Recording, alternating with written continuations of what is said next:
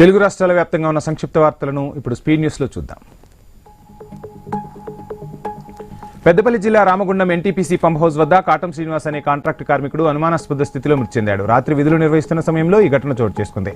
ఈ ప్రాంతంలో దొంగలు తిరుగుతుంటారని, వాళ్లే చంపి ఉంటారని పోలీసులు భావిస్తున్నారు.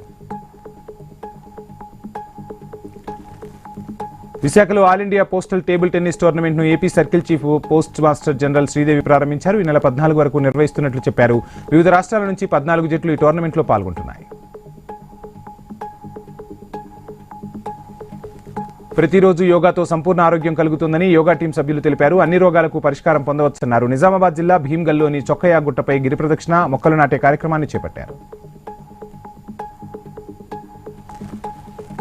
తూర్పుగోదావరి జిల్లా పెడపర్తి రామలింగేశ్వర స్వామి ఆలయాన్ని స్పీకర్ అయ్యన్న పాత్రుడు కుటుంబ సభ్యులతో కలిసి దర్శించుకున్నారు. 41 రోజులు నిర్వహించనున్న మహాకోటి బిల్వార్చన, కోటి కుంకుమార్చన పూజల్లో పాల్గొన్నారు.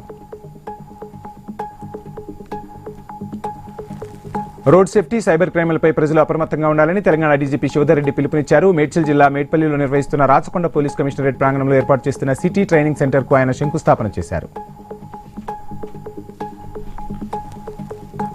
నిర్మల్ నుంచి బైంసా వైపు తరలిస్తున్న పీడీఎఫ్ బియ్యాన్ని దిల్వారాపూర్ పోలీసులు పట్టుకున్నారు. వాహనంలోని సుమారు 9 టన్నుల బియ్యాన్ని సీజ్ చేశారు. డ్రైవర్తో పాటు క్లీనర్ కూడా ఉన్నట్టుగా తెలుస్తోంది. వాహనాన్ని పోలీస్ స్టేషన్ కు తరలించి కేసు నమోదు చేశారు పోలీసులు.